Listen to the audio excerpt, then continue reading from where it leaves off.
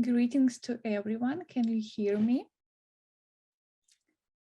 Good evening, colleagues. Evening because we have almost midnight in Ukraine. I hope that you can hear me well. If it works, I don't know, make some sign to me. My name is Yaroslava. I'm Ukrainian educator.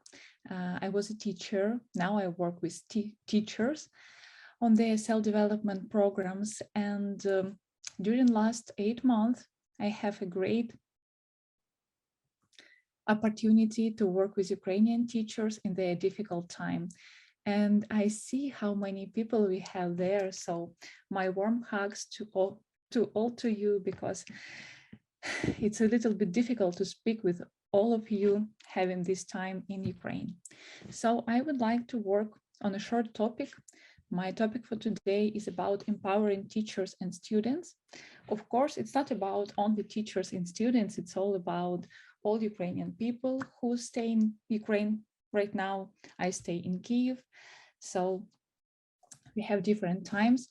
And I would like to start with short introduction about what we have in Ukraine right now. So we have 31 years of the independence. We have 9 years of war. I say about 9 years because my native place is Donetsk region. It has been occupied for almost 9 years. So, and this war is for 3 regions of Ukraine, but we also have 8 months of fully scaled war around the whole country. During this time, we have 2,680 schools which were damaged, and 300 of them are totally destroyed. And it means that we can't continue education in this way we did it before the war. We have 6 million of Ukrainian in Europe, so 8 million of displaced people around the world, and 6 million of people inside the country, but they also lost their homes and they try to build their new life in new places.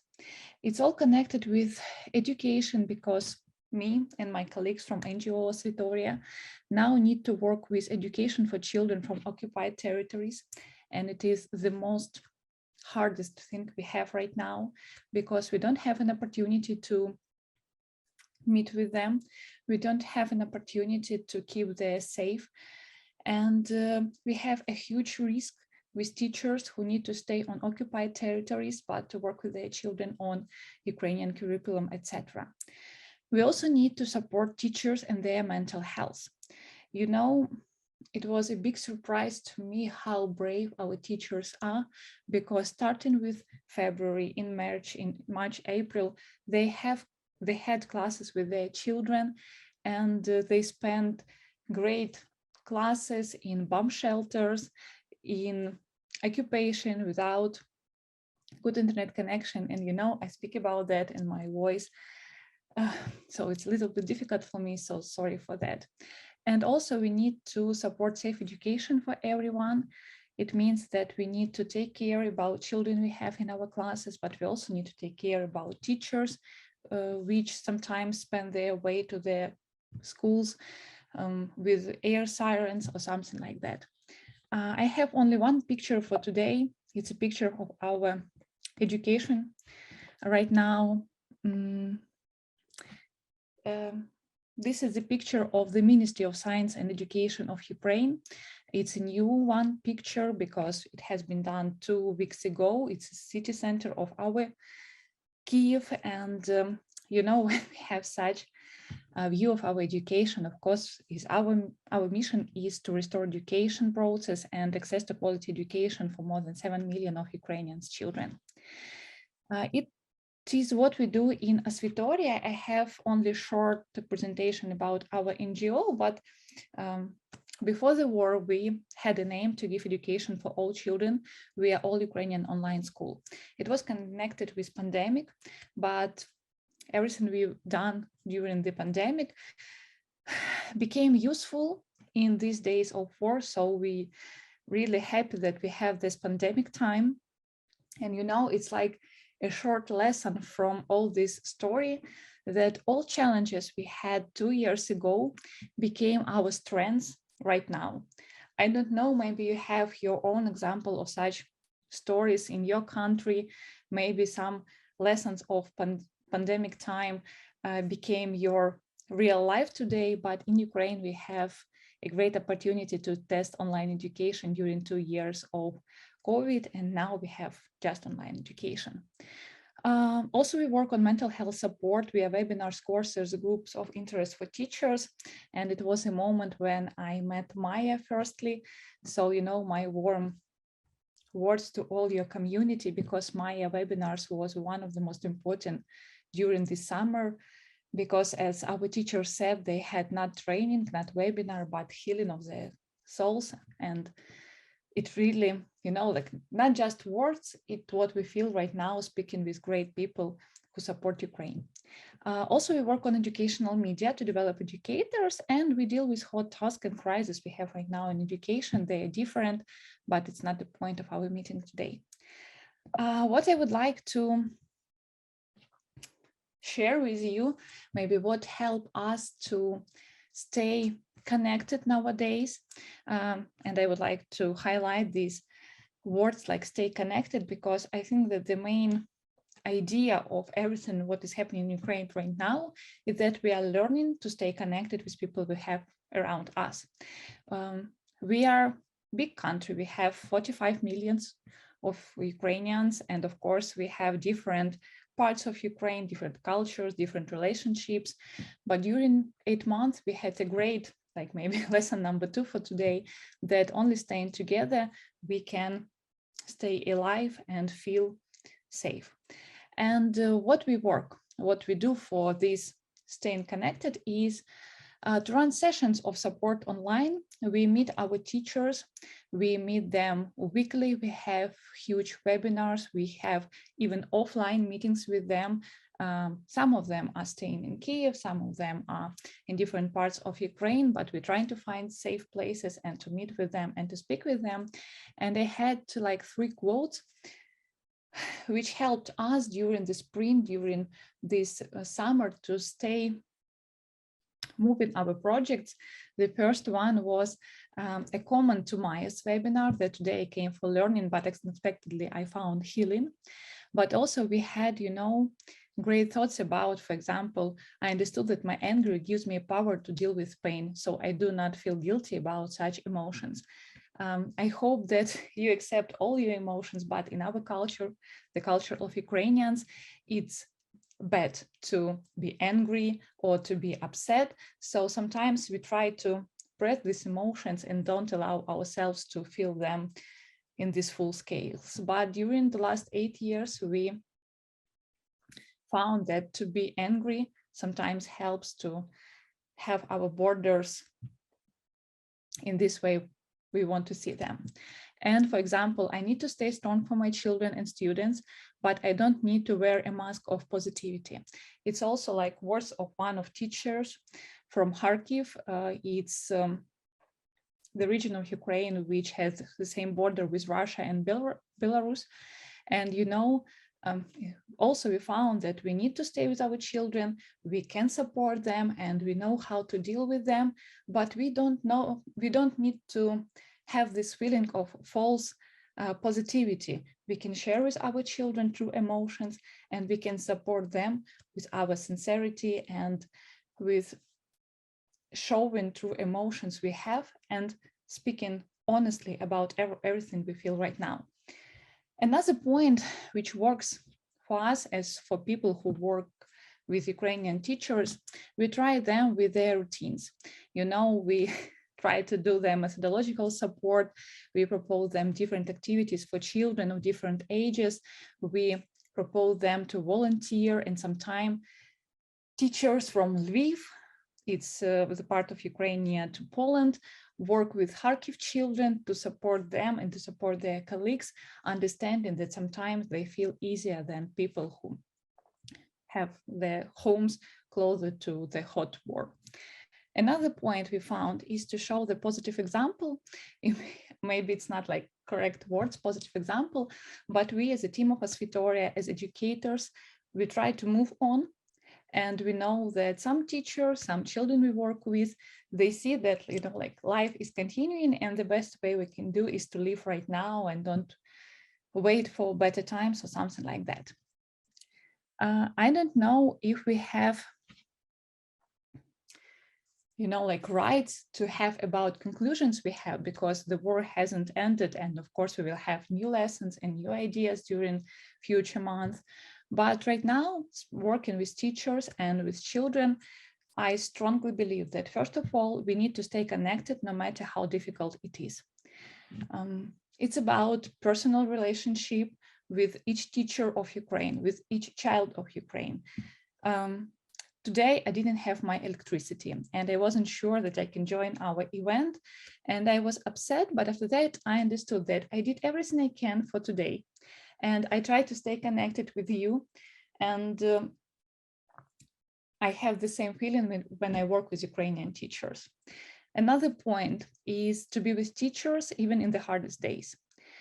Sometimes, and it was really visible in February, in March, that after bomb shells and some attacks to Ukrainian territory, it is still difficult to have, like group of supervision or webinars or something like that. But we decided to have all planned events, even in the hardest days. And some quotations I gave you before, they were about these days when we needed to being together, even if there is no energy to be with someone, or when you feel only pain. But when you meet people who think the same as you become happier. And it also works right now in Ukraine for better living. And another point, it's too difficult, but pay attention to everyone separately. We have almost 500,000 teachers in Ukraine, and it's a huge community. I don't know how to imagine this amount of people, but when they message us, when they call our personal numbers, we speak with them and we try to support all teachers who need this support. So like 3 main ideas of staying connected with Ukrainian educators. Another point I would like to ask you, I see that I don't have time for that, but maybe after my session, or if you would like to speak privately, if you have any ideas of any activities we can use right now with educators or children or parents, please share it with me. I will leave my email, because you have a great experience of peace building, and we unfortunately have only experience of war right now. And in the history of modern Ukraine, we didn't have an opportunity to build peace. So if you have any ideas what we can do in our communities, in our schools, in places we work with children, for example, with displaced children, please share it with me and we can try it in Ukraine. And of course, I will share with your community some results and photos of everything you propose to me. And the last slide, maybe this is the most important slide for me for today. I know that sometimes it could sound politically, sorry for that, it's not about politics, it's about feelings we have. But we discussed yesterday, it was a meeting yesterday with our Ukrainian teachers in Kyiv in the evening. We discussed about what we found during these 8 months of the biggest war and 8 years of the war in Ukraine. And we found several points which are important for us as for Ukrainians right now. First of all, is this war is different for all of us, but we stay together to deal with it. What I mean with this phrase is that in different regions of Ukraine, we have different stories of war. Some regions are totally destroyed. Some regions have only some attacks, but it's not crucial. And we feel this war differently. And sometimes we can argue about this war, but only staying together, we can deal with it and can find this peace we are looking for right now. And I don't use this word victory, because we are not looking for victory. We are looking for peace and education for our teachers and children we have in our schools. Another point is love is in action. And this feeling of love to our country helps us to build a better future daily. We don't want to stay in a moment and use some resources. We want to make small actions to our country, to our children, which will live in this country. And it also important to do it daily, you know, not sometimes when we have this mood or something like that, but day by day, we try to build a better future. Another point is that it is choice to be Ukrainian. Sometimes it is too hard, believe me, and I feel that Ukrainian people can be different, and of course you can meet them and say that, okay, some people are good, some people are bad, but right now to be Ukrainian is more than just to be, so we choose to be Ukrainian. Never again are not just words, you know, we had 75 years of using this never again about war during the World War II, but now we feel that never again, it's what we really desire, it's what we are praying for. So I hope that these words will have this huge impact on the world. Another point which is important to me and to my colleagues in Asvitoria and Ukrainian educators is that we are not victims of circumstances. We are creators of our history, and our generation has a great chance to get freedom. So we are trying to use all circumstances we have right now as an opportunity. And you know, I heard about this thousands of times, but I didn't feel it before last 8 months as we have as a chance. Another point is that contribution is the biggest pleasure. I have like 1 minute to end my speech, but you know what we feel working with our teachers and parents in children in education field is that when they contribute to this peace, when they contribute for this better future, they feel that it's their responsibility, it's their choice, and they have another feeling of everything what is happening right now. Again, it's like, you know, simply words that contribution is the biggest pleasure, but I can't imagine how important it is to have this contribution to our peace in Ukraine. Another point is that freedom, respect, or the humanity and cooperation are values we are fighting for, and I hope that these values will stay with Ukraine in future because we are fighting for that, and I hope we will live for that. And another point, maybe you've heard these words, is that be brave like Ukraine.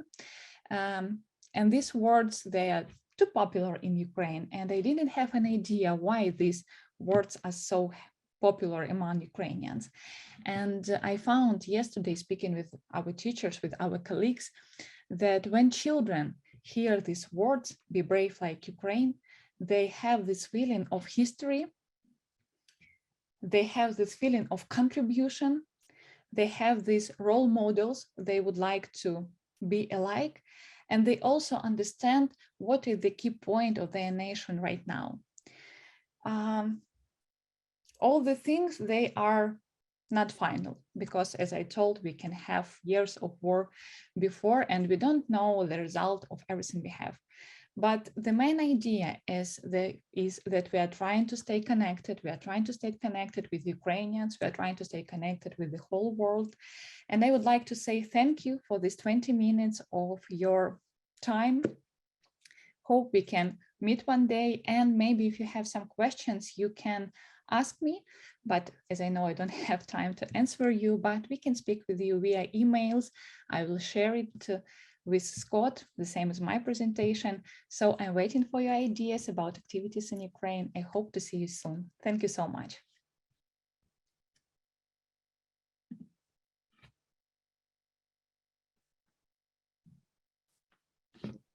We'd like to thank you for your 20. We'd like to thank you for your 20 minutes of your time. Yeah, for you to be dealing with so much in your own community, in your own country, and spending that time with us, it means a lot. I also wanted to just say thank you for your courage and your inspiration and your perspective to us. Living in a community that is not going through war personally gives me a lot of perspective.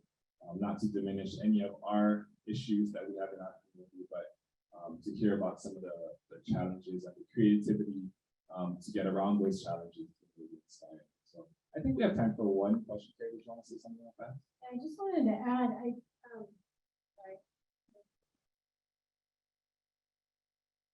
Yaroslav, I can't thank you enough for sharing, and please know that our prayers and our aloha are being sent clear across the Pacific Ocean. to you and all Ukrainians across the country. I wanted to highlight a couple of things you said. You heard Yaroslav talk about connection. I love that, right? She reinstated that idea of connection. It's critically important. The other two things that I think are really critical is be brave like Ukraine. And that's something that we have lessons that we can be teaching our kids here about what's happening in Ukraine, right? Build their global capacity to understand and to learn.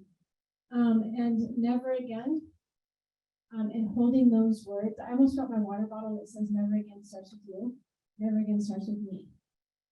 Right? So when we think about the injustices in our communities, how do we make sure that our kids feel that and understand that clearly and that responsibility that never again starts with them? So Yaroslav, thank you so much. I look forward to staying in touch. We have one quick question. There's time for one quick question. If anyone has anything. No? Okay. I am happy to share Yaroslav's information with any of you folks if you folks want to start some sort of cross-cultural, cross-school learning opportunity. I think she'll really appreciate that. So yeah, feel free to come up to me and then I can give you that information. Yaroslav, is it okay if I share your email? Go ahead and nod. Yes, of course you can share because it's a little bit difficult for me to hear you right now. And if we can speak via email, it would be great. Thank you.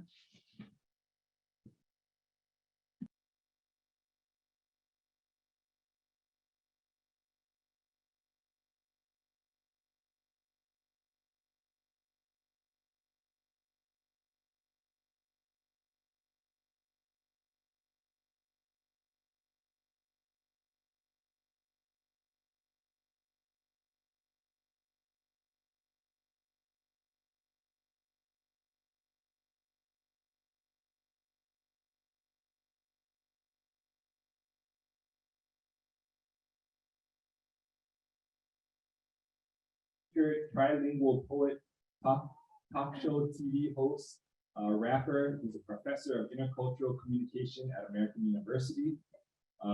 He has a book called From the Limbs of My Poetry, Poetree, poetry. And that was described by Essence magazine as a remarkable and insightful collection of exquisite poetry that touches sacred places within your spirit. He was one of 5 international recipients out of 750,000 to win the first ever CNN I Report Spirit Award. And he's received over 1 million views on CNN. Definitely 1 million views on CNN. Okay, Omicron will give me like 10 seconds to switch the audio.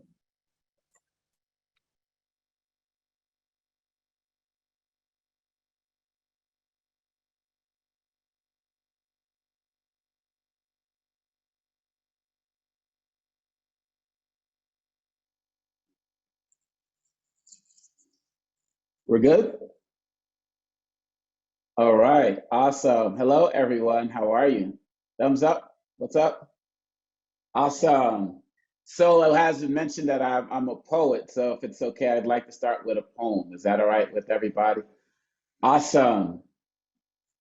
You know, it has been said that we are living in the greatest nation on earth, that we are experiencing an economic prosperity never known to mankind. Most homes have TVs and PCs, and many believe that they will finally get that pot of gold at the end of the American rainbow.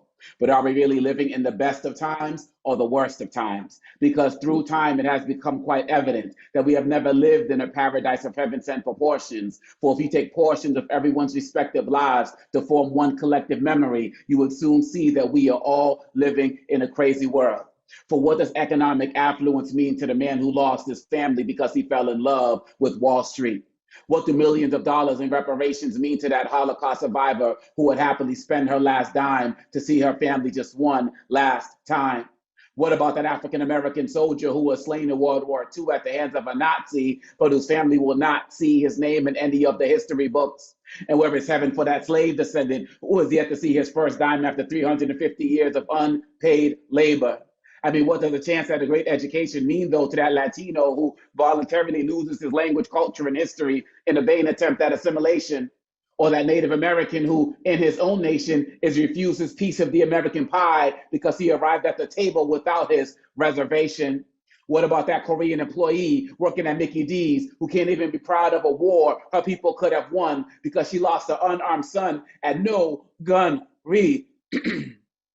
And what about brothers given the death penalty after already being sentenced to life in hell as black men in America? I mean, is there really heaven on earth for the immigrant hired help putting in top effort for less than minimum wage? Or that college brown brother whose blood was smothered in the case of road rage? How can you sit there happily in peace while little babies are crying and dying trapped in the Middle East meets West? Yes, in a clash of civilizations, while certain developing nations face starvation, children walking around in bloated stomachs and emaciated bodies, while we walk proudly with bloated pockets and emaciated minds, wearing our $200 sweatsuit from a sweatshop, running Thailand by Reebok, too busy watching TV on our laptops that we can't hear the guns pop, pop, pop that killed Amadou, which ironically stopped just before they reached 42, which in the time of Horus Oheru meant divine judgment. You see, it's coming.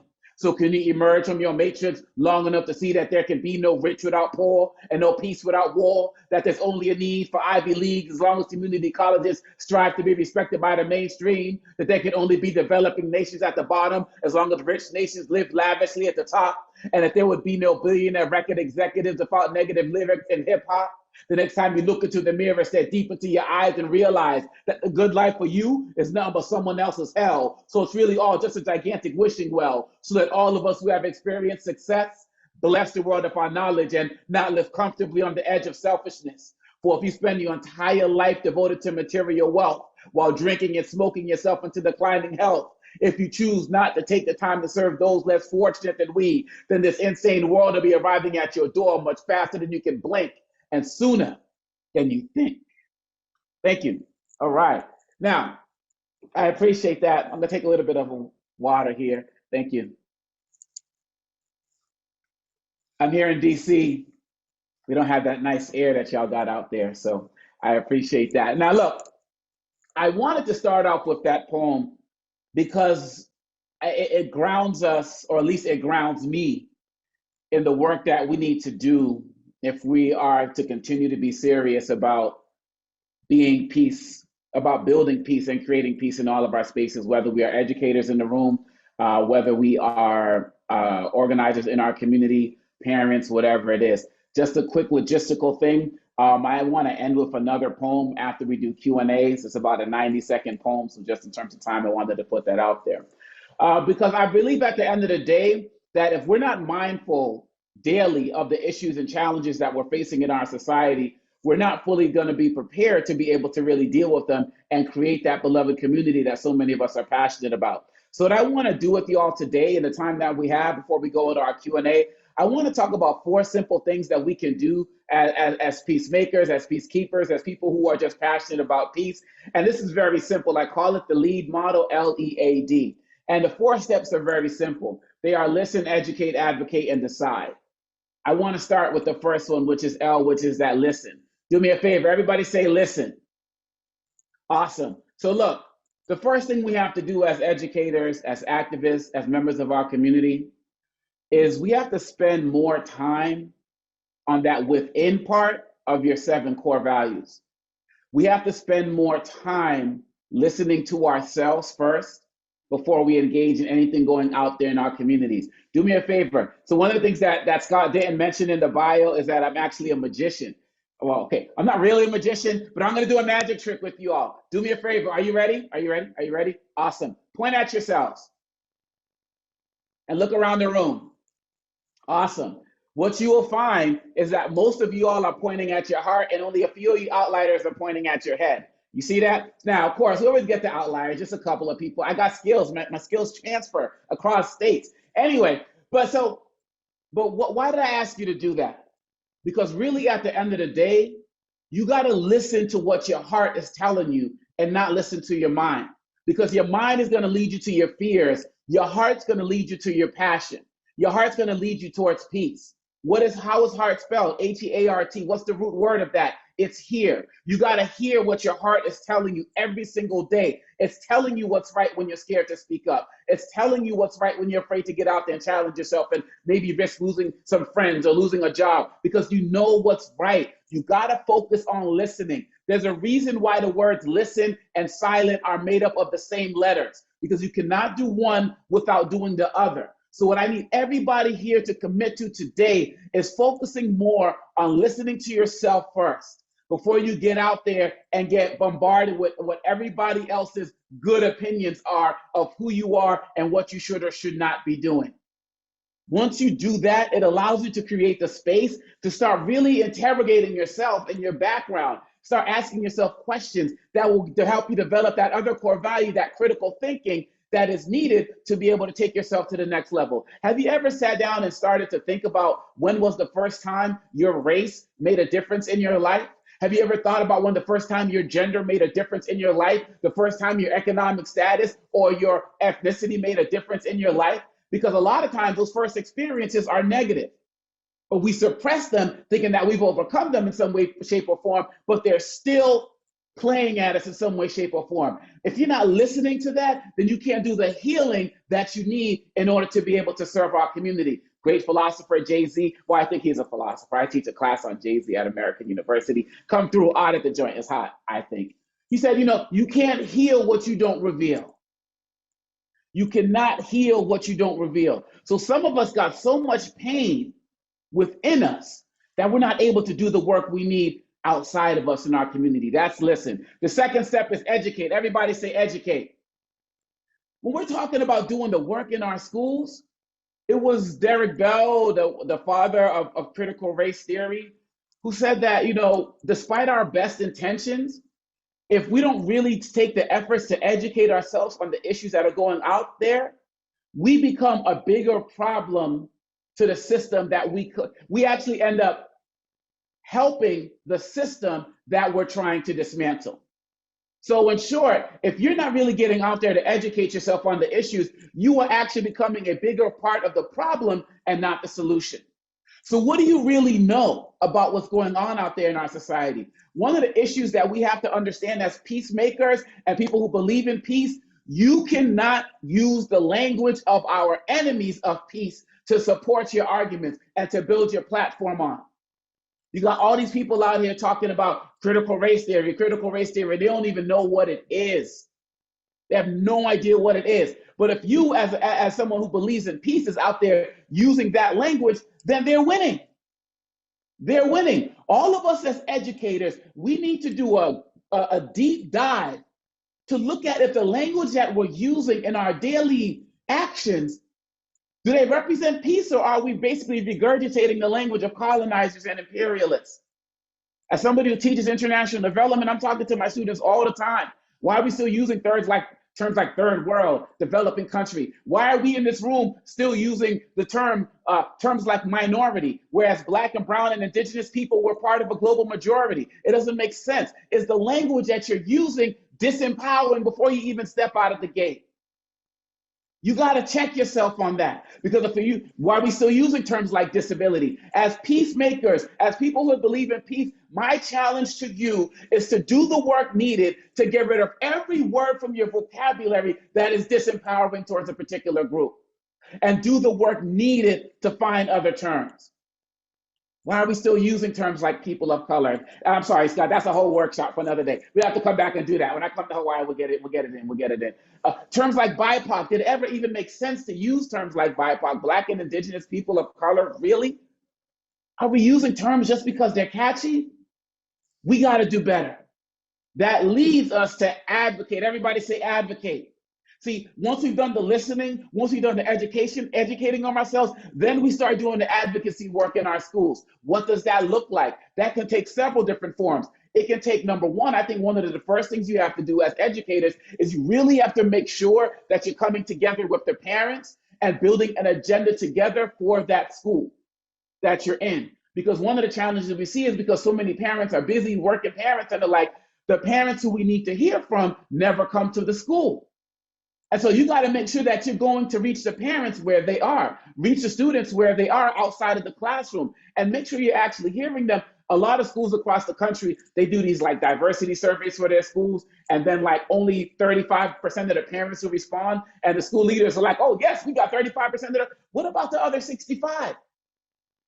A lot of them aren't responding because they already feel like they've been abandoned. So you got to do real outreach. That third part of when we look at those core values of those three parts, getting out in the community, meeting people where they are, with the parents in your community, with the clergy, with other members. Take a hard look at your curriculum.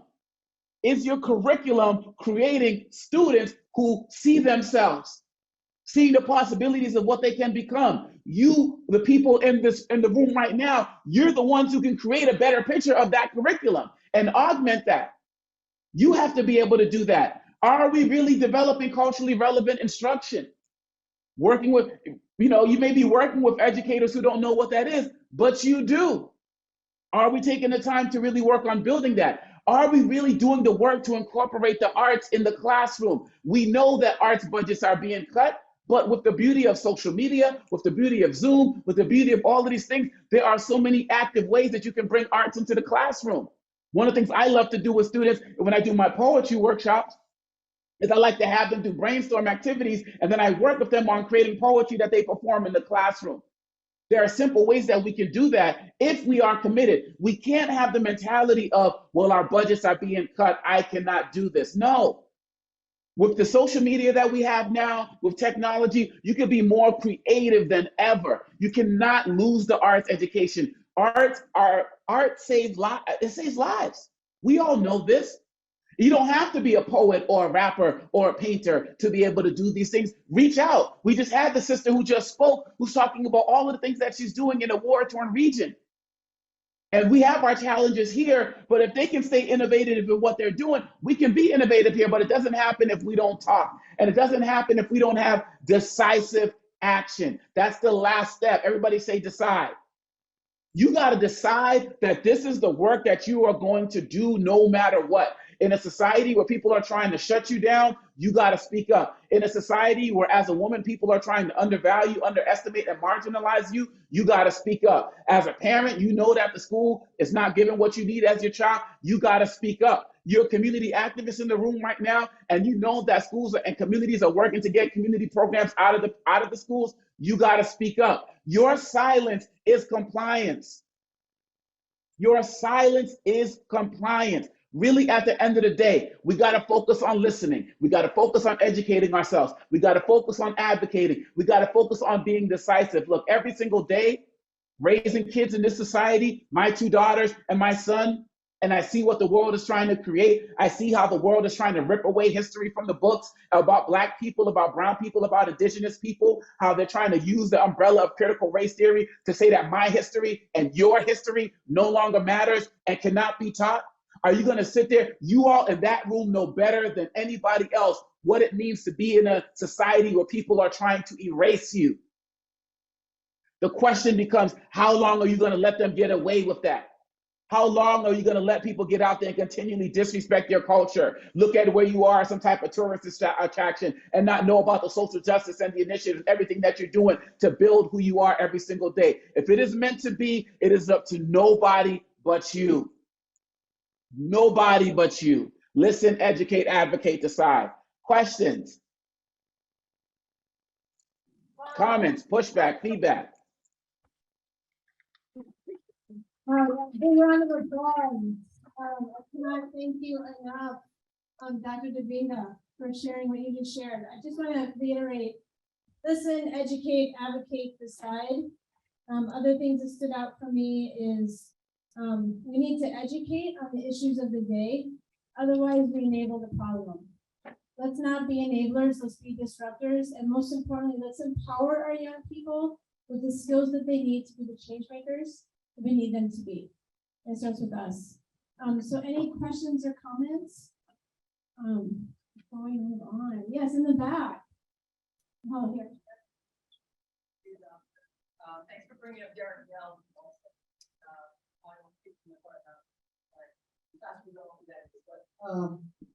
A couple things. I like the word decide, but I would probably say discern before you decide. It's not being critical. I'm just adding my word. And then Alice Walker had said 2 decades ago that she didn't like the direction we're going because we always refer to everybody as guys. And to me, when you're talking about decolonizing the mind, it's really to, excavate what you're doing even within yourself. So this kind of unconscious, oh, hey, what's up, guys? Hey, guys. It kind of doesn't really value the women. And we're at 50 years of Title IX in this country, and we're about to roll that back. So when you're talking about standing up and understanding, it means you too. It's not just your students, they're the next generations that can inherit the fact that we're not doing enough. When we talk about getting the parents involved, a lot of them are scared, they're in fear, whether it's retaliation or fear of loss of privilege. So just things to think about, but thanks for bringing up that, Bill. So two things, lots of things that you're saying. Number one, when we talk about things relating to guys and things like that, like I said, language can be challenged every single day. And one of the reasons I started using guys more is because I've also spoken to women who prefer that over saying ladies and gentlemen. Because at the end of the day, when we're talking about non-gender and binary conforming, there's been conversations relating to that. So I definitely receive what you're saying. And for me, this is part, when you talk about that takes me, that involves me as well. That's all good because like I said, I do this every single day. And every single day I wake up and I get off and I look at my language and stuff. So there was nothing I would say to you all that I wouldn't be saying to myself every day. And so I'm always open to feedback. I'm always open to conversations, but even in the language I use today, that's a progression. So I thank you for sharing that. But again, what you just did with me, these are the conversations y'all need to have as educators, because again, if you don't decide, people are going to decide for you. And that's what we're seeing every single day in places like Florida, where you can't even have gay couples put up pictures of themselves married. People are deciding for us. And so I'm here for that conversation. I'm here for the growth. I'm working to grow every day. So I'm really receptive of your feedback as well. I thank you for that. And I caught a little bit of what was said about parents. I didn't catch it fully. All I'm going to say, guys, see, I said it again, right? All I'm going to say, how about family? Can I use family? Can I use family? That works. All I'm going to say to y'all, family, is that really at the end of the day, fear is spelled F-E-A-R. And to me, fear stands for false evidence appearing real. I believe that most of the things we worry about are not going to happen. Or secondly, we have to ask ourselves the question, what's the consequences of not acting? Do you know, like right now in our country, there are 5 states where slavery is on the ballot right now? In the midterm elections? Y'all scared of that? So at the end of the day, I understand that people are fearful, but people we just lost a constitutional right because people got comfortable. People got complacent. So I understand the fear, but people should be more afraid not to act. All of us are sitting in the room right now that we're in because people who we don't know, people from different times throughout history, gave their lives for us to be able to have the spaces that we're in, to be able to have the employment that we have, to be able to go to universities that we have, to be able to marry whoever we want. And we don't even know many of those names. And they fought for that. What are you willing to fight for now that 30, 40, 50, 60, 70 years from now, people are going to say, because you did it in 2022, they can do it in 2072. So I understand the fear. But fearless is how we die. And we already got enough people trying to kill us. Don't let fear kill you first. Turning it back to you for your final 90-second poem. Awesome. I would love to stay in touch with people. You can reach out at omekongo@omekongo.com. Social media, I'd love to reach out. Just my first name, you can find me. This poem is entitled Grow Towards Your Greatness. I wish you all the absolute best today. They say that greatness is a choice. But what have you chosen? You've been frozen in time and broken in mind. For too long, the same song playing in your head, living in breath, but better off dead. But who said that you didn't have the power? Who said this is not your hour? You've been showered with a steady stream of words that kill your dreams. But since you're still breathing, then someone has lied to you, tried to deny you of your own potential inside you. If you just decide to, let no one deride you. Don't even let them get beside you as you unearth the new you. Stop listening to naysayers and decide to do you. No more pity parties, sob stories, and boo-hoos. If no one told you that you're great, then let me be the first to. If you develop the thirst to drink from Faith's fountain, you'll develop the might to move mountains. You see, we remove tons of dirt to find 1 ounce of gold. So I ask you to remove tons of hurt and just uncover 1 ounce of your soul. You'll set yourself on a true path of excellence, getting out of your passenger seat and driving your own car, reaching for the moon, but maybe only landing among the stars. You see, you have greatness inside you, but you must choose to be great. Blaze a path of excellence, leaving fear in your wake. All you need is already inside you. You just must believe in yourself. Grow towards your greatness and discover your true wealth. Thank you. Peace.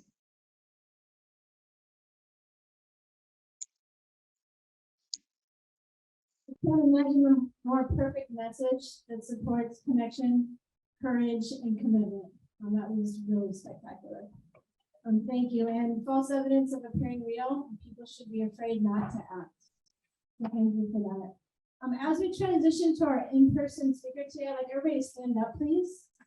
We're gonna do a little exercise. So I've been doing this for about 15 years with groups, and I will be honest, it's getting harder as I get older. But I'm gonna still do it. So if I can have everybody bend their knees to just about right here. And then if you can put your arms out like this, and then roll them. Good pace. You're feeling the burn in your thighs. You are, that's good. You're doing the exercise right. Okay, now let's go a little bit lower.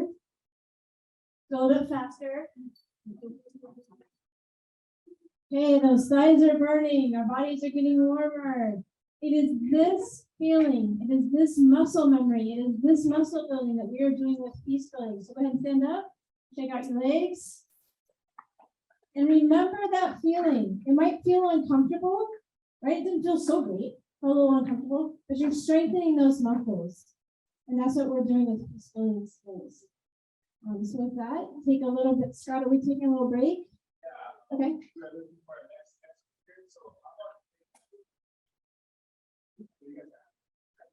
Let's take a 2-minute stretch break or quick at your table or use the restroom while we find our next speaker.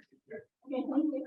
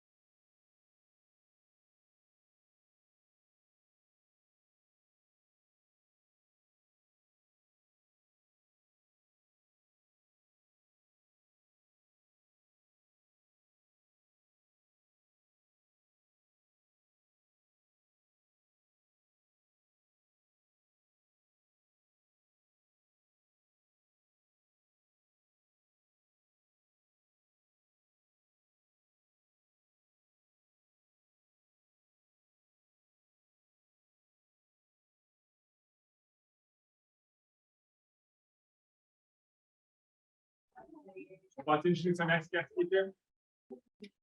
Okay. If you can just start at once, I'm doing. you can just start at twice.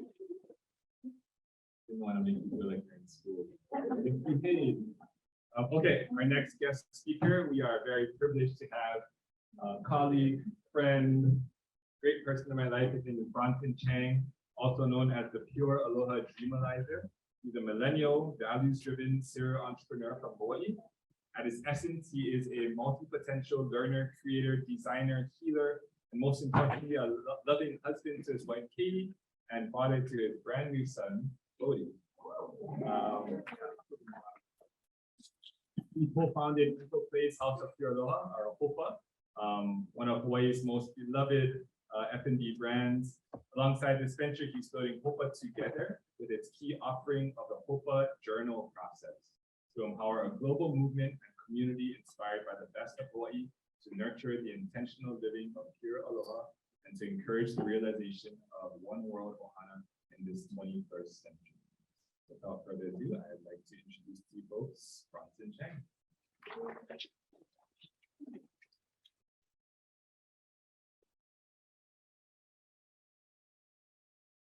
So I wish I was able to join you all this morning, but I was taking care of Bodhi. Thanks to my parents who are babysitting right now. But, you know, I would like to start by acknowledging and showing gratitude to two great teachers in my life.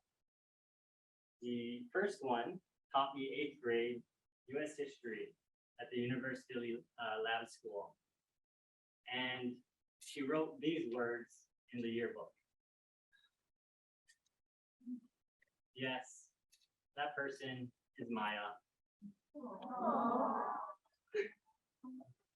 And I just want to express my gratitude to Maya, who, if not for her, we wouldn't be here today. And I wouldn't be the person that I am today, that somehow 20 years ago, exactly 20 years ago, she was able to see my gifts and help bring them out. And you might recognize that. Lifelong friend, and yeah, I had to put that on.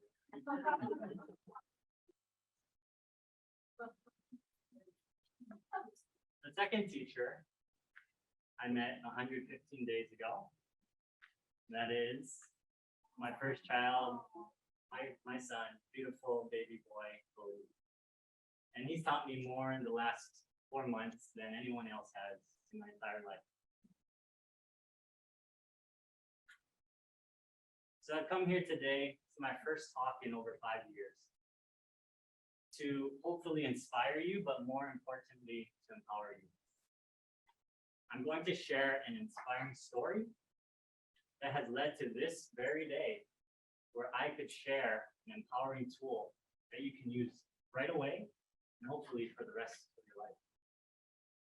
And this story starts with this little boy back in the 1950s who had big, big dreams in his little heart and followed them. My grandma took this picture. This is my dad's younger brother and my uncle. So let's fast forward in this story, 60 years later, and we find ourselves in Los Angeles at the University of Southern California when a new graduate is invited to the stage to speak. He began as a childhood dream back in the 1950s in a quiet neighborhood in Hawaii, when young Uncle Clay would come to the local neighborhood candy shop and every time say, I want to own this store someday. Over 40 years later, Uncle Clay turned that dream into reality. And since then, he has done something profoundly simple and powerful. He has served from his heart, treating every single customer as ohana. What was once a simple candy shop was now a home filled with pure aloha. Unsuspecting customers found peace, love, inspiration, and Uncle Place. I was one of those customers. He didn't notice that's me. Moved over here as well. So throughout college, I helped Uncle Clay. We made our first YouTube video, I think 14 years ago. We renovated his shop, and this is when we wrote the Pure Aloha Oath. I also developed a business plan. It was good enough to convince my parents to turn away much more lucrative, less risky career opportunities. But Uncle Clay, on the other hand, was a harder sell. He told me, I can't let you suffer the way that I have as a small business owner. I just can't do it. And so I called him up and I told him, Uncle, you are the one who told me to follow your dreams by listening to your heart. And this is what my heart is telling me.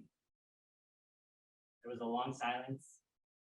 He said, nephew, you got me. Let's do it. But on one condition, that you become an equal partner.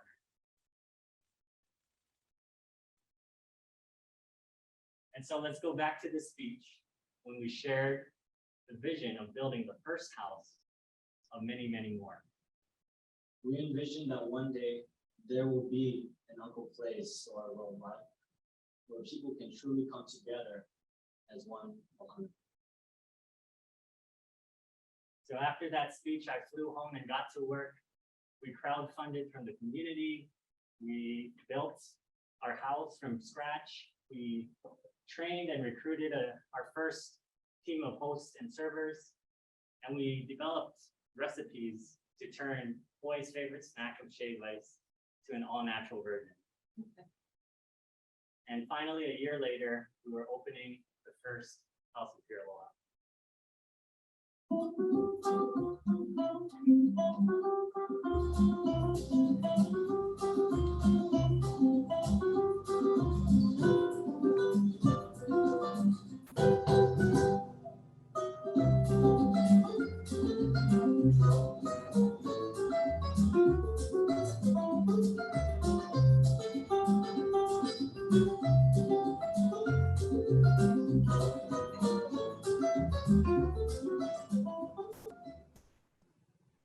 Wow, it brings back so many great memories. That was a true dream come true, but really, the most special moment was this one.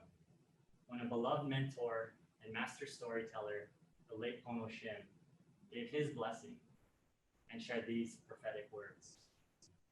That one day, Opa will be as well known in the world as Starbucks is today. And so for 6 years, we served my team, Uncle Clay and I, with all of our heart. We served 300,000 guests. We ended up becoming one of the highest rated businesses in Hawaii and actually in the United States on Yelp, TripAdvisor. But by 2017, we still only had one house until we decided to build the second one and the most visited destination in Hawaii, Ala Moana Center.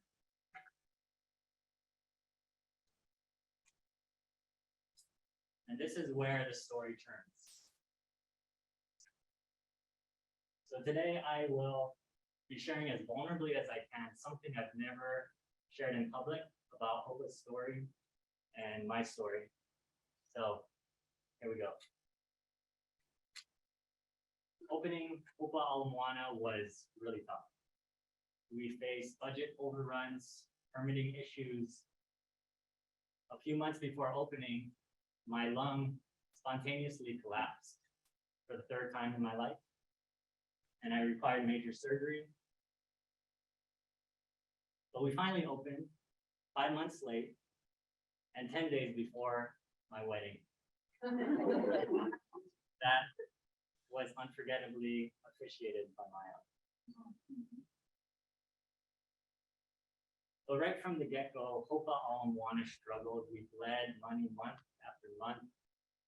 And I just tried to work harder, 80 hours, 90 hours, 100 hours a week. At one point, I tapped into my life savings. I borrowed money from my wife, and even our honeymoon fund. And still, we struggled. We got burglarized twice. And so, running out of options, I had to ask Katie to join me as a vice president on top of her full-time job as a physical therapist. As you'll start to see, she's the real hero in this story. But OPA and all its stress was really starting to seep into our marriage. Outwardly, I smiled, but inwardly, my soul was suffering. And then the pandemic of 2020, we closed Opa Alamoana, and the first house was barely surviving. This was really the darkest time in my life. My business was failing, and I was personally totally burnt out. And I truly felt like I was a failure. I was ready to give up. And I seriously questioned why I chose to follow my heart. And everything Uncle Clay warned me about was happening. That it would come with a lot of suffering. Until we had a breakthrough. In late 2019, we filmed a little segment for a show called Somebody Feed Phil. And Phil, the creator of Everybody Loves Raymond, decided to end that episode on this note. I don't need to forget it. Not that it's hard to forget a lot. There's just so much beauty to it. But there's a lot more. It figures ugly play would be the one to sum it up so perfectly.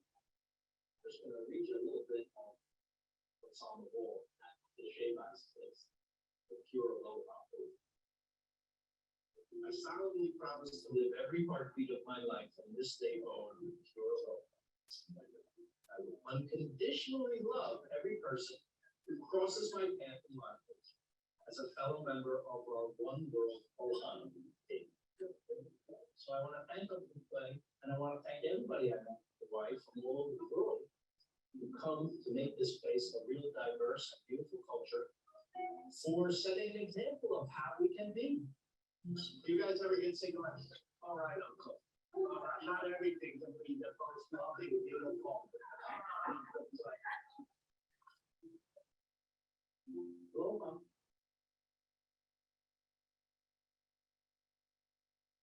I still get chicken skin watching that. I didn't know that Phil was going to take a picture of the Pure Aloha Hope that we wrote so many years ago and decide to share it with the 20 million people who will watch this show on Netflix. During a time when we all needed that ray of hope, including myself. And so after that show, we received messages from all over the world of hope and gratitude and love. And a lot of those people started coming to the shop once travel reopened. And then, one after the other, I had an epiphany. Relaxing in a park surrounded by houses.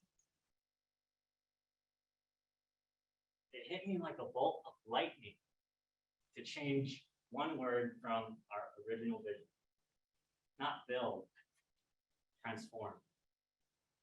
How could we transform the billions of houses in the world that already exist into houses of pure aloha? I realized that Pono had left a hidden message, and I felt like I finally decoded it. Yes, OPA can be as well known in the world as Starbucks is. It required changing one word. And personally, I found time to just reinvent, regroup. I spent a lot of time in nature and solitude, as well as in deep connection with old teachers and new, and spent my time just learning and creating and healing, and realized that these are fundamentally who I am: a learner, a curator, and a healer. More important than my career or being an entrepreneur. And I had several mystical experiences, all in all to say that I really felt that God, the universe, Christ, Buddha, whatever you want to call it, helped me to heal, to rejuvenate my soul. And ultimately, how to practice pure aloha, starting with myself. I rewrote my story. I am not a failure. Failure is my friend. It is all part of life's journey. And I also rediscovered the power of writing, journaling specifically. And that's when the epiphany and my personal transformation came together. I, again, was building a team. My wife was okay to join that one as well as wellness researchers and creative designers to really think about how we could take the best of spiritual wisdom and scientific research to create a tool to empower pure aloha transformation. And so, without further ado, I would like to introduce Hopa Journaling.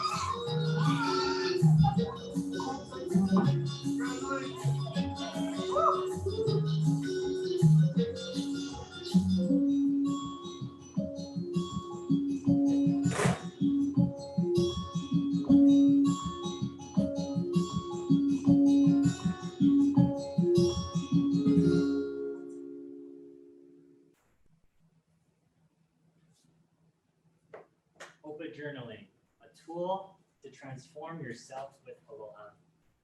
Mend the world together today. Hopa Journaling is a 4-step process of ha, observe, play, and aloha. Put simply, it's a process of mindful breathing, non-judging awareness, creative ideation, and intention and action. Today, I'm so excited we're actually going to do it. It's going to be a new record of the most people Hopa journaling all at one time. So if you're here, you should have worksheets, and for anyone at home, you can get a blank piece of paper and create 4 boxes like so. Here, everyone getting their pens out. Awesome. You've got the extra pens up front and today.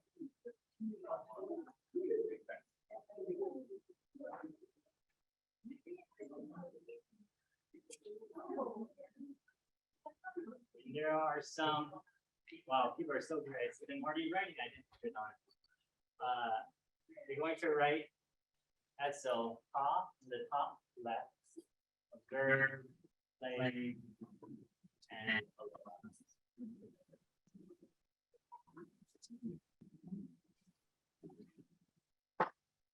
Okay, are you ready? No.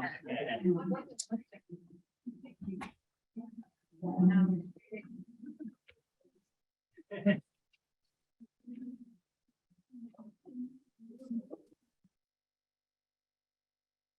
All right, awesome. So let's begin. Step 1.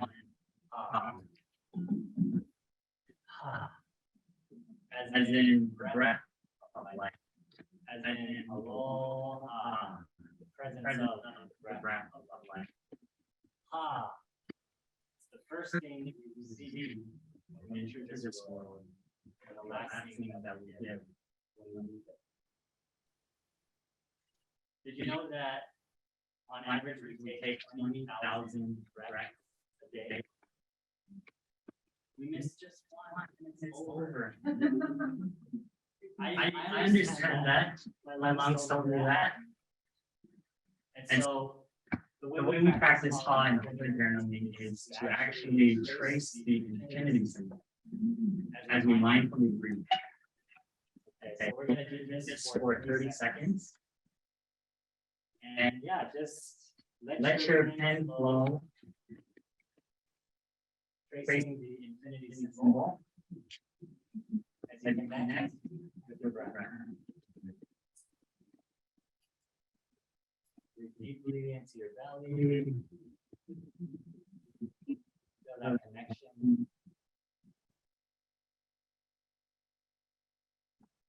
It's a beautiful moment that we're in right now.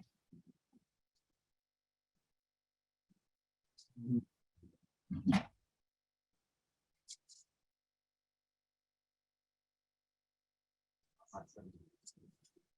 All right. Everyone's doing so great. I can just feel presence that brought to the room. So we can move on now to step 2, which is observe. So observe is about just seeing the world just as it is. Pure awareness of what is without judging. You know, not judging things as good or bad, positive or negative, just neutral. And you know, you can practice observe on the present or even memories on the past. But today we will focus on the present. So what you'll do is write down in bullet points or in paragraph form, if you like to sketch, what you observe right now in the present. So we'll do this now for 45 seconds.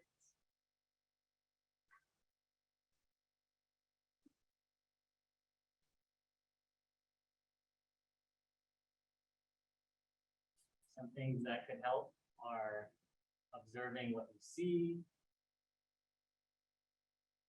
what you hear, maybe what you smell, any thoughts you have,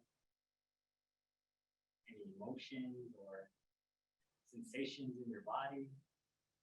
Just remember not to judge. It is what it is.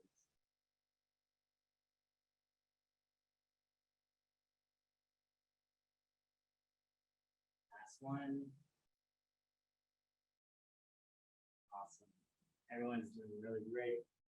And let's move on now to the third step, which is play. Play.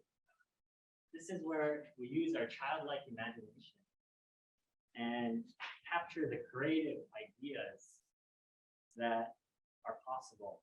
And so we want to be expansive and open. This is all about just wandering and frolicking in play as you enjoy the possibilities of what could be, the pure aloha possibilities in the future. And to help you along, we actually are going to play the Hopa song that we recently co-created with singer-songwriter Lucy Lynch. So if you're ready, are you ready to play? We'll go for 45 seconds and begin.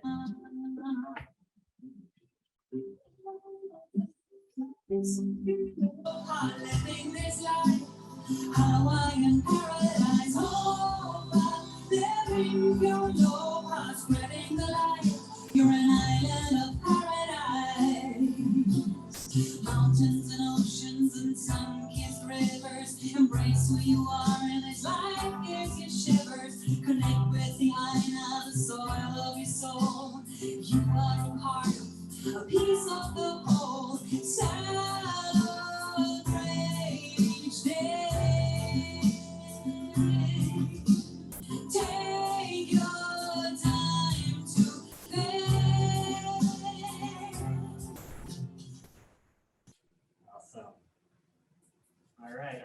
was fun for everyone. And now, finally, being centered in breath, being grounded in awareness, and expanded in our thought, we're ready for the fourth and final step, which is aloha. This is the moment where you distill everything you've done into one single intention or action of aloha. So listen, it might come as a faint whisper or even a loud call. Just write that one single intention or action of aloha in the box on the bottom right.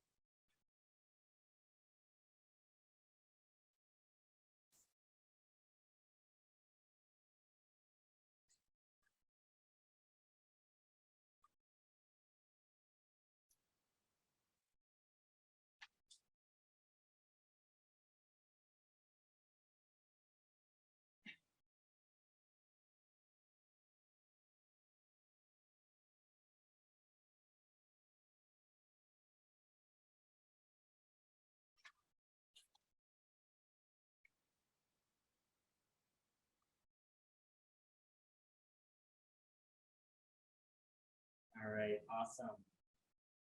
Now, look at what you wrote. This is your own unique expression of aloha. I didn't tell you what to write. You wrote it. This is your aloha.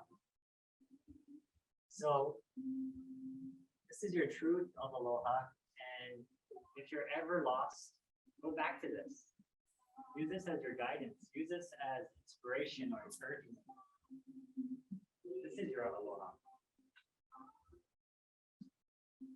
And if you follow through and make good on that aloha, I can guarantee you that beautiful, marvelous wonders will unfold in your life. So that's the Hopa journaling process. Let's celebrate. You guys did it. Appreciate yourself.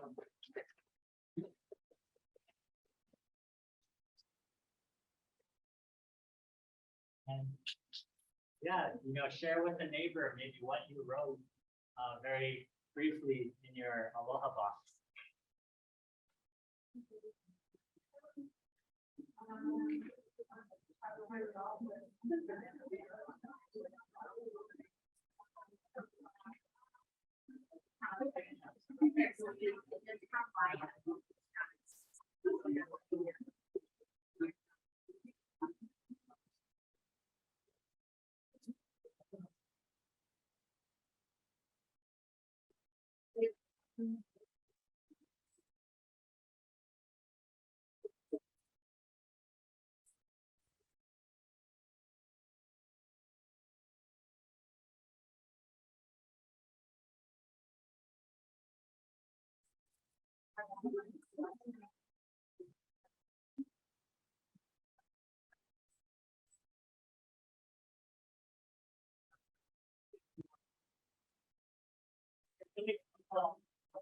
A lot of aloha was captured as well.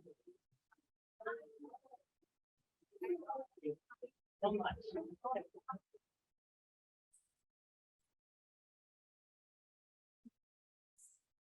Yeah, keep sharing it. If you can't believe it, you just spent, without my explanation, just 3 minutes to find that aloha. Okay? And so I want to give everyone today an invitation, which is that you complete this Hopa journaling process 3 times in the next 3 days. And secondly, to share it with one person 3 times next 3 days and share it with one person.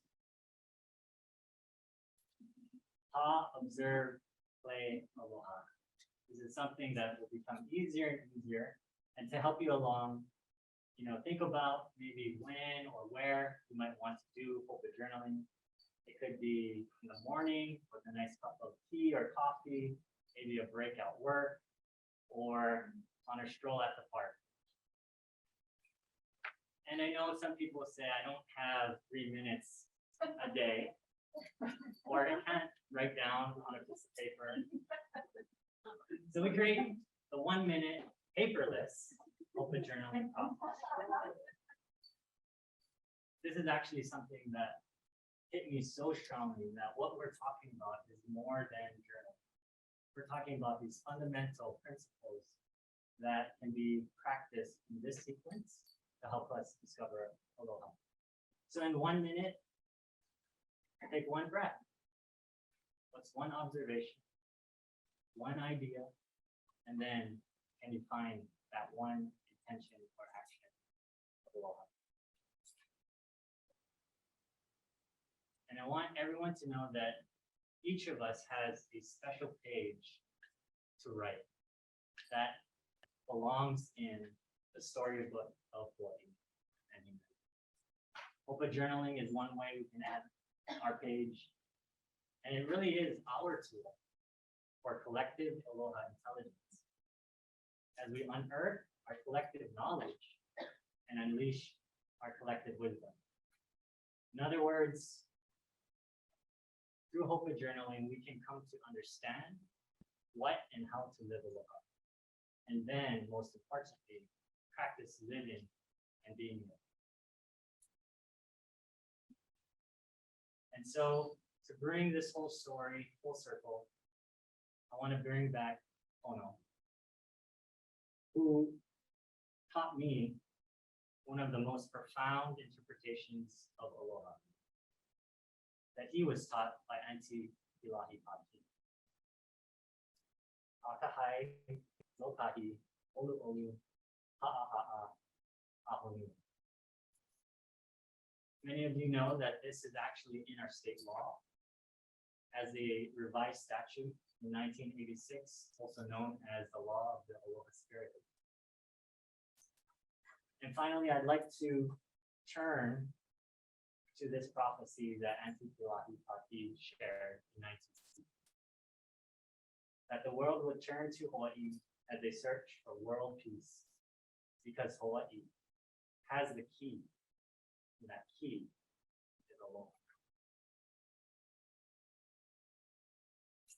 And so, if I may, I would like to just end by sharing a blessing that I wrote in my journal.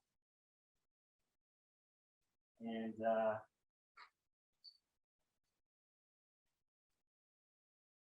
this is my blessing to all of you today. May we collectively uncover the best of what Hawaii offers the world. May each of us recognize the special key of aloha we each hold. As we hold our key, may we know we are empowered with a simple yet powerful process of hopa. May hopa help us find the door and turn the key. Let us walk forward together into the living reality of aloha. A reality where each of us is an island of Hawaiian paradise, together transforming island Earth into a Hawaiian paradise. A reality where island Earth is Hawaii. Hawaii, not only a geographic place or a political state, Hawaii as a state of being. A state of being Hawaii. Where all beings can flourish in peace and prosperity, where all beings truly belong as brothers and sisters of our one world ohana, connected heart to heart through pure aloha. And so that's my blessing to you all today. Thank you so much for the privilege of sharing my story and the Hopa process with you today.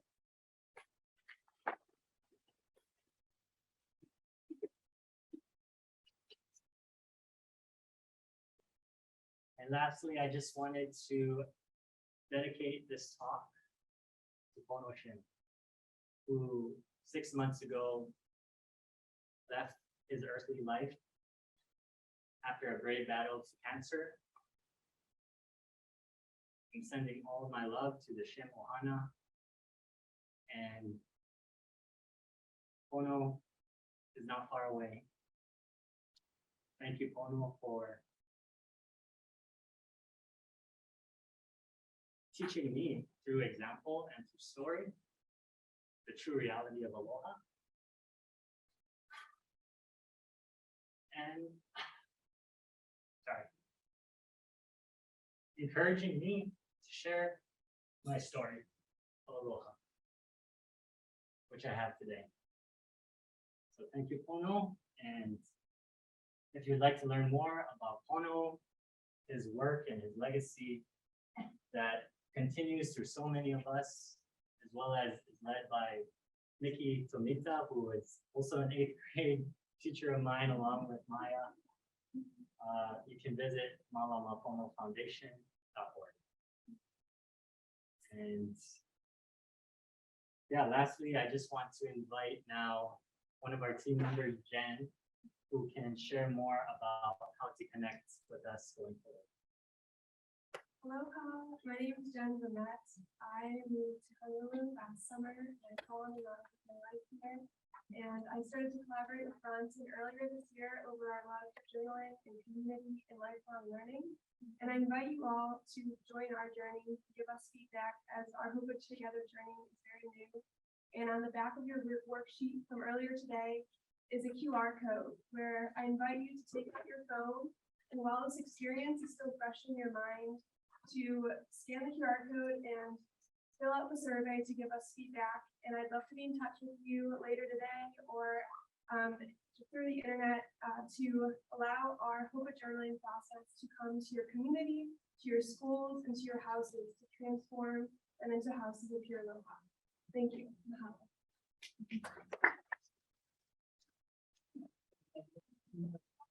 We have Maria over here at, you won't miss her, she has a house shirt. But Aria is our general manager at the original house that continues to go strong. And if there's any connections that I'd like to make, Aria is the person for that. Awesome.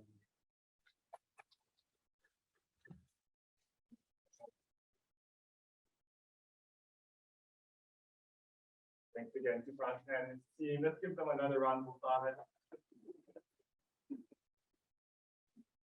For showing my great picture, which I haven't seen in 10 years. Later. I think I peaked at this grade. We are running a little late, so we're gonna run a little bit into lunch. I hope that's okay with everyone. There will still be a good 40 minutes for lunch. But we'd like to introduce our final guest speakers of the day. We have Ellie Essenmacher and Shannon Smith from Harmony SEL. I'm going to hand the mic to them, and just a second, I'm going to get the slide ready for you.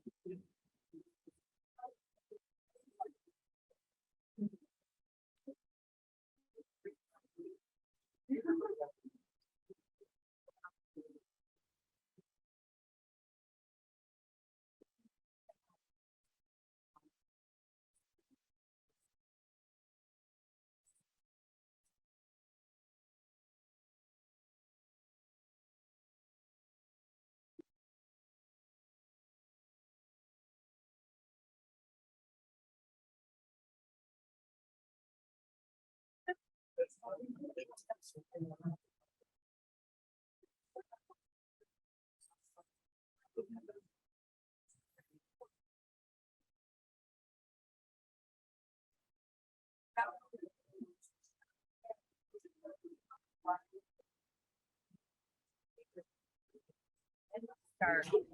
like watch and give us like a 12-minute warning because we're supposed to go 15 minutes and the time for questions is like 12 minutes. She was like, wrap up.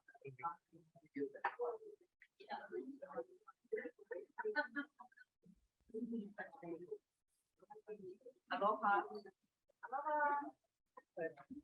Mahalo nui. I'm so happy to be here with you today. My name is L.S. Macher. He's my compatriot. Hi, I'm Shannon Smith. And we're with Harmony SEL Social Emotional Learning, and we are so happy to share our resources with you. The most important thing, or maybe not the most important, but something that's really helpful for you to know is that all of our resources are at no cost. They truly are a gift from our benefactor. This is his legacy. He's in his late 80s, and he wanted to make a difference in the world by gifting our nation's children the opportunity to learn how to be in relationship, and that our teachers and anyone who works with children would come to understand how they can build relationship and create safe and inclusive environments. So that it truly is a gift, and I hope you will receive it that way. So. Yes, that's me. And we can keep moving. We're going to move along pretty quickly because I know lunch is waiting, right? So one of the things that I think is most important about what we have to offer you is that it's very intentional.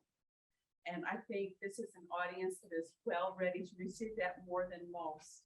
That this intention of creating that safe space is so important, and that all of our practices, there's a great deal of thought behind it and how we do this to engage not just our children, but how do we engage the adults in this process?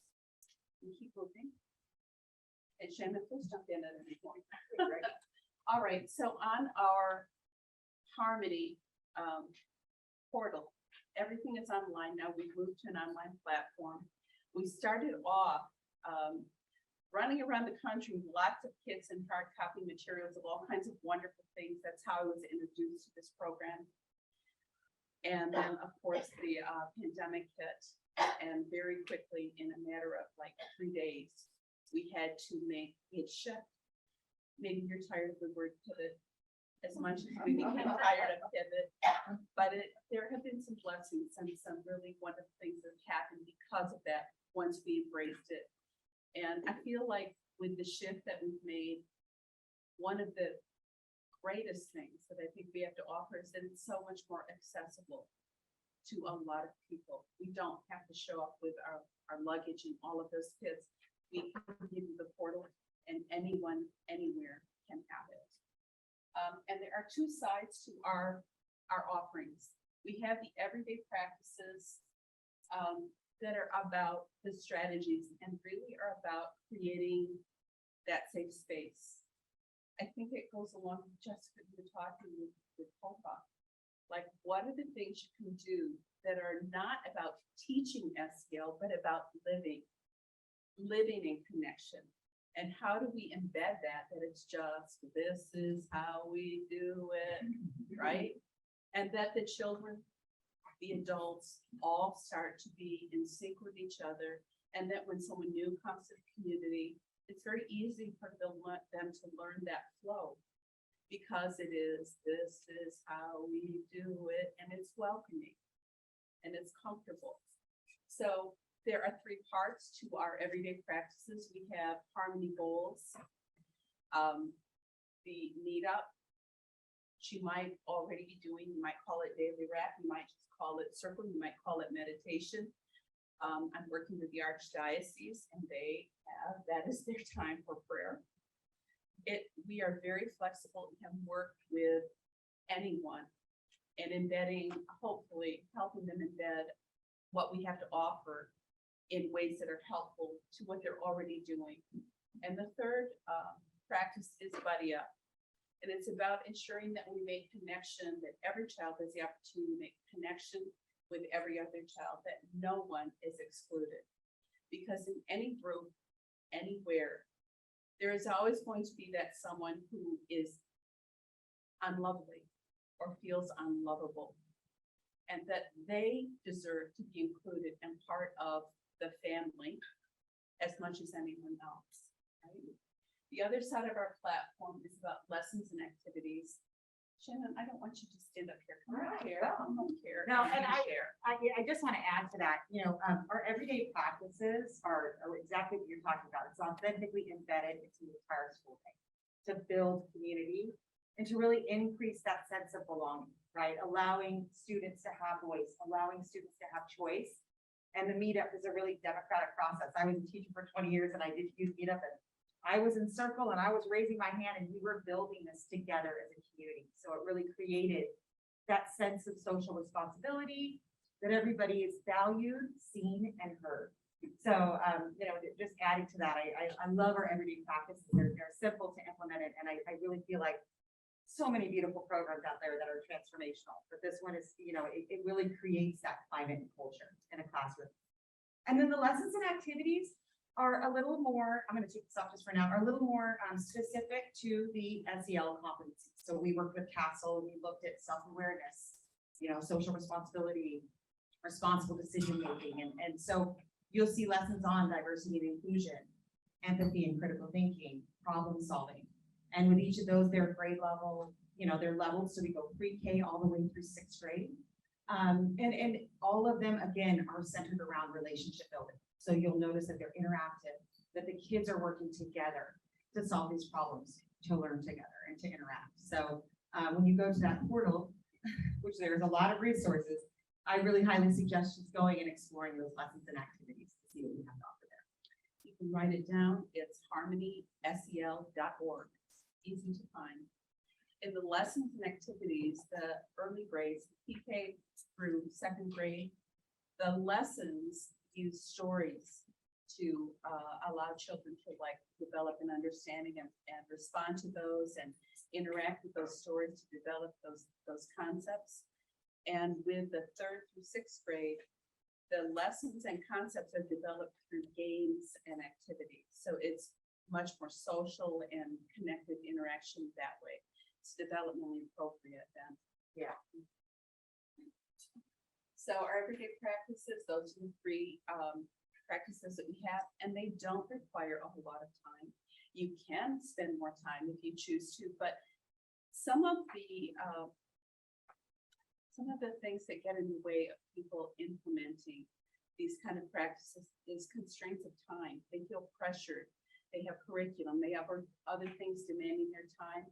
I think the flexibility in what we offer up with our simple steps allows that, if needed, it could be 3 minutes, right? You can find 3 minutes. Maybe you only do the first part of reading, and you just do a closing, but you can treat that as part of your ritual, part of your structure, that we come together because it's important in our family, in our community, that we come together and we get to know each other and support each other.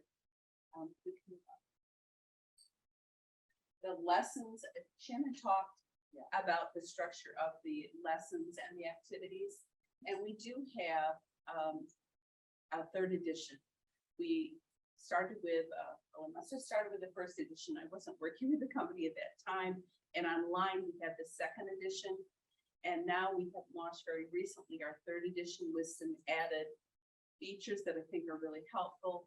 And you will find when you log on to our website, I hope you will find that it's very easy to navigate, that you can look at the dashboard, you can find the lessons by grade level or the age group that you're working with. And it's laid out very consistently. The lessons are laid out very consistently. So it is not a struggle to navigate and find what you want to find. And just to add to that, one other thing is there's also, we know that community and families and involving everybody and making this an effort that we're all in together is essential. And so in each of those lessons, there are some homeschool letters that can be sent home, just letting parents know what's happening, along with suggested activities, right? So giving these kids these opportunities to extend this. This is not just a sit and get for 20 minutes. This is us practicing, right? Being intentional and practicing what we're learning. So I really appreciated as an educator that element too, having that. And those homeschool letters and many of the other resources that we have, you can download, and they are editable. So you can actually take the family letter and drop it into your with your letterhead, or modify it in some way to include it how you want to include it in your communication with your community. It could be part of your newsletter. It doesn't just have to be a separate letter. You can use those to augment what you are doing and keep your community connected to what you are launching with the children. So this is what we've talked about, and can you say Z's name? No, okay. Zappa Zipple Zig Zigga Zoozoo. I can't say it. I never can say it. This is like our mascot, and the theme is, we just call him Z for short. Z is an alien who's dropped down, who's crash landed on Earth, and he does not know how to behave. He does a lot of inappropriate things, and he would consider like misbehaving. But his good fortune is that he crash landed next to the clubhouse friends. Used to be the treehouse friends, and in an effort to be more inclusive, because we want to make sure that we include everyone. Not everyone can climb a tree, so now it's the clubhouse, and it's very accessible to everyone, all diverse groups and abilities. He crash landed next to them, and thank goodness these wonderful clubhouse friends understand that when we know better, we can do better. Yeah. And he just doesn't know better. So they help him understand, and that is the theme that runs through our stories, and overall with our lessons and activities, like the conversations that we had, it's helping us all grow in understanding. I think we got this one. Yeah. And here's another thing, pull up your phone. We have like 3 minutes. So pull up your phone. This is something you're going to love. And pull up the Harmony Game Room app. And you will see that the features on this, a lot of the games that we have to offer that are on the website are on your phone. They are available on iPhone or an Android. They're also going to be loaded onto Chromebooks and iPads, of course. And the games are really interactive and fun for children to do together. One of my favorite features on there is a mind book. It's called Relaxation Station. There is for your journaling, right? It's a butterfly, it's a visual image to really help kids with like breathing. Breathe for the butterfly with the wings. Breathe in, breathe out, 30 seconds. It's amazing what 30 seconds of peaceful breathing can do for you. 30 seconds can really help bring people back together and where they can connect. So you have that, and we're going. I want to talk with you briefly about Inspire. It's the other platform that we have. When you log onto the website, harmonysel.org, first you can choose in Harmony, which has all the resources for using with children. But Inspire is about professional development for the adults, because you cannot give what you do not have. Inspire is filling your own bucket. It has all of these resources, and they're really fun modules. There's over 70 of them. They're very interactive, and they are about, the pathway of what is my own understanding of SEL, and can I grow within myself? And then the other pathway is, how can I use that in my classroom? How can I use that with children? Now that I have a deeper understanding, how will I implement my lessons differently to be more responsive to the human needs that we have for connection? Anything else you want to say? I really have appreciated just sitting here this morning. It's been so inspiring. But we did provide you guys those trifolds, and on the back of those trifolds are where the website is. And I'm a doer and just want to go and explore. So I highly recommend you go and check out those resources. and really, really appreciate your time this morning. So, Yes, thank you. all. And if you didn't get your pen, come see us. This is from our Inspire. I know people thought it was Halloween, it's orange, but it really is our Inspire coloring, your screen cleaner, your writing tool, and also if you need a little inspiration to fidget a little bit, go ahead. And the last thing we have, We did a little raffle. here, you hold these guys. And Okay. here is our Z, our main character, our story. And Katie did this for me. I asked her to use a random, what did she call that? A random number generator, and here are our winners for today. Is it Sydney Halpro? Yeah. And Mariko, is that Mariko or Mariko?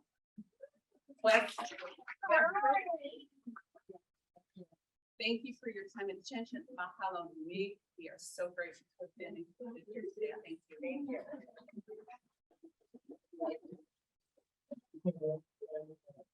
Ellie is, my daughter's name is Ellie, but it's L, right? I'm You know sorry what? about that. I'm too bad for my friend. Let's give them one more round of applause. Hello. Yeah. We're gonna go right. Next one. Yeah, I just want to say one thing that we've highlighted a lot of social emotional learning programs over the last decade. Making so many coming out. The one thing that I really appreciate about Harmony from what I've heard, what I've learned, is we talk a lot in the piece about changing the culture in a school, changing the culture in the classroom, changing the culture in our homes, in our communities. This work isn't going to change unless we do that kind of effort. And I appreciate that Harmony is so integrated. Right? We want math teachers teaching this learning, right? And spending time in their class with their students, looking at this type of work. So I just want to thank our Harmony reps that were here today. Bronson, thank you for being so vulnerable and sharing your story and bringing Harmony back into our lives today. And thank you for sharing your tool. We really appreciate it. Aloha. We're gonna move straight into lunch. What we have on the menu from Chef Regina Lapian, we have turmeric rice. We have lawar salad, which is Balinese blanched vegetable with spice-grated coconut. We have eggplant balado, eggplant with chili sauce, tofu basam, BACEM, tofu braised in aromatic spices and herbs, and we have satay lizard, Balinese minced chicken satay. Okay, so if you have any allergies, I just read you both otherwise. I believe Regina still might be out there, but don't take any chances if you're allergic to anything. And then one more thing, we will be gifting our guest speakers these brand new. Even Carrie doesn't have, I don't even have one of these yet. We're going to be gifting our guest speakers these brand new Pizza Peace mugs. We thought about shirts, but shirts, only wear like once every couple of weeks or to sleep. Mug every time you're on Zoom, Bronson. I expect you to. Okay. But thank you guys so much, and we will see everyone back here. When we do 1:10, so it's about a 45-minute lunch. Okay, 1:10, and then people online, same thing. People online will have a virtual facilitator. People here will be seeing you back at 1:10. Maybe sending you out to your group. Thank you all.